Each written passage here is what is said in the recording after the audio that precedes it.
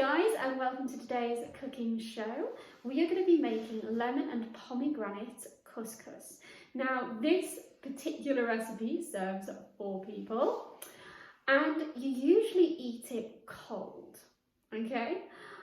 We are going to pair ours when it is cold with some salmon because it goes really nicely with some salmon. So to make the lemon and pomegranate couscous, strangely and oddly enough, you need the juice, only the juice of 2 lemons, 1 nice and ripe pomegranate, 200 grams of couscous, 4 tablespoons of olive oil, before I forget, because I forget this every time.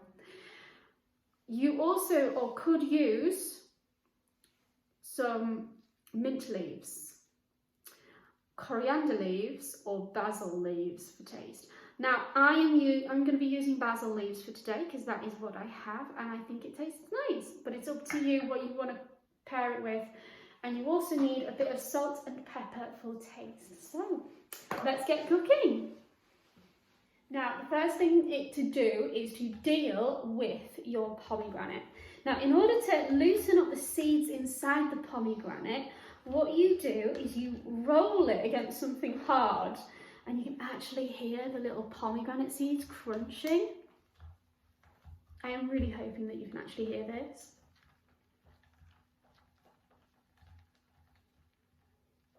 In fact, I'm going to bring it closer in the hope that you will hear it.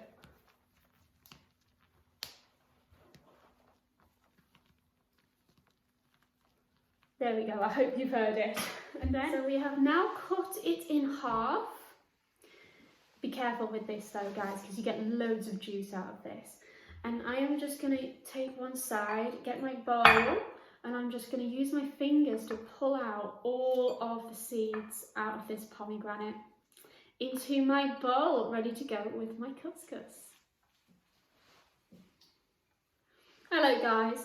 Now, I don't know whether you can see this, but I've absolutely torn my pomegranate to shreds and gotten all of the seeds out of it. I'm hoping you can kind of see that there, the seeds out of it. But do try not to get the pith because the pith is really bitter. And if you're struggling with that as a blind person, you can always use Be My Eyes or a person that is with you to help make sure that you have just got the seeds, the majority of the seeds and not the pith.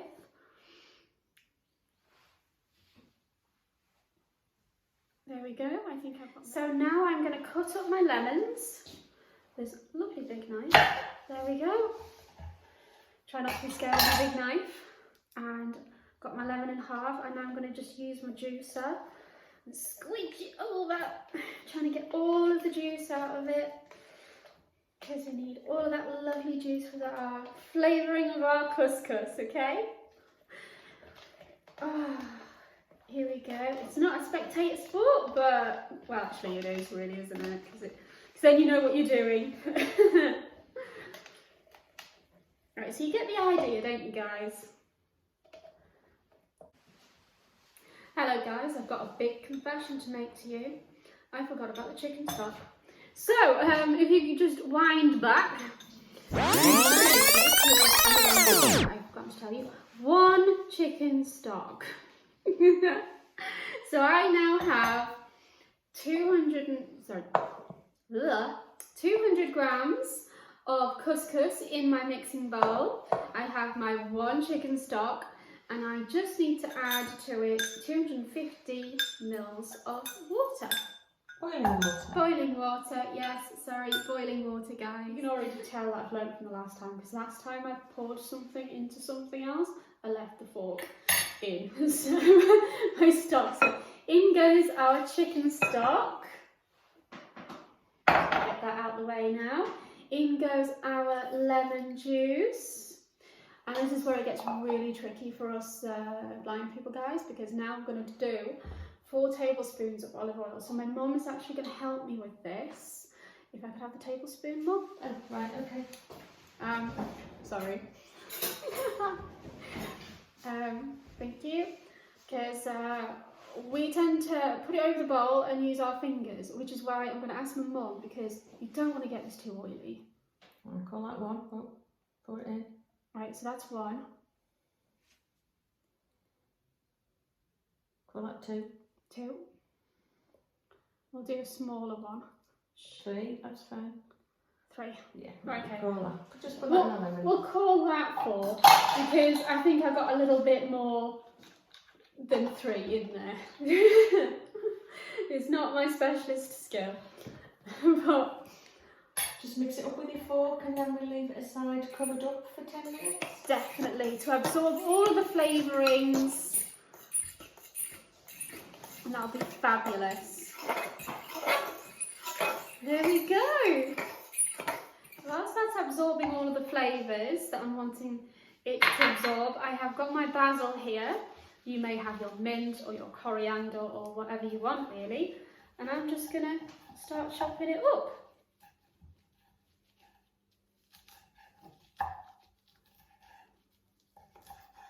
Do remember guys, I'm not a professional chef, so if this looks absolutely awful, there is a reason for it. It's because I'm not a professional. Right, let's get this sorted out. Squidge it all up again and just chop, chop, chop, chop, chop, chop, chop.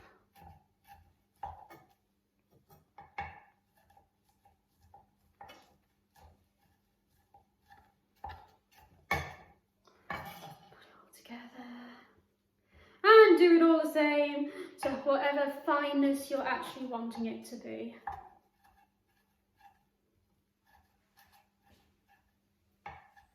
So now that it has absorbed all of the loveliness and stayed in the warmth for a little while, I am going to open it out and I'm just going to fluff it up with a fork, see how it's doing. I think it's doing quite well, this, yeah. There we go. And then once it's fully cooled, because it has to cool completely before I add my basil leaves and my pomegranate seeds, okay?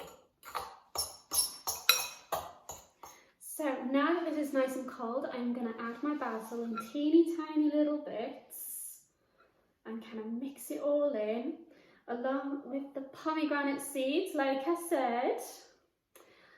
And then I'm just going to show you the salmon I'm going to cook. I'm going to show you myself frying some salmon, because we're just going to have this with a little bit of salmon.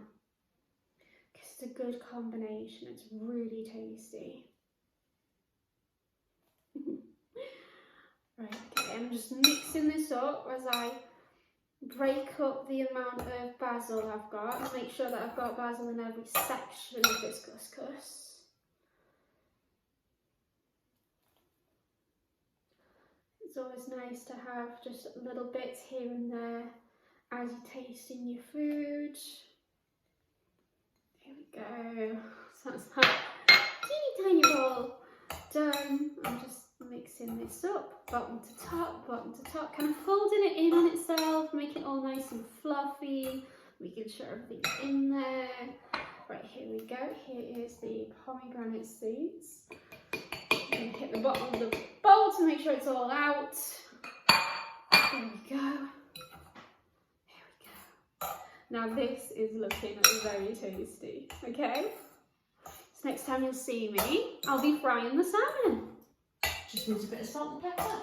Oh gosh, yes. Thank you, Mum. Honestly, scatterbrained all day today. Right, okay. Now obviously, when you add your bits and pieces, it is up to your own tastes as to how much you add. I'm hoping that I'm not overdoing it. You're mostly missing a bowl, so you know. High girl problems. High girl problems. Okay. Here we are. I'm using a pair of tongs, picking it up by its fat end and popping it into my nice warm frying pan. Just touching it up to make sure that I get it in. Now I'm going to try and pick up the other one. Where is the other one, Mum? Or is this half the fun? The guessing game is kind of half the fun, isn't it? Right, and then I'm going to put that one next to it, but not too close to the other one. There we go. And then when I'm hearing that lovely sizzly noise, I know that it's cooking in a nice hot environment. And after a little while, I will turn them the other way around.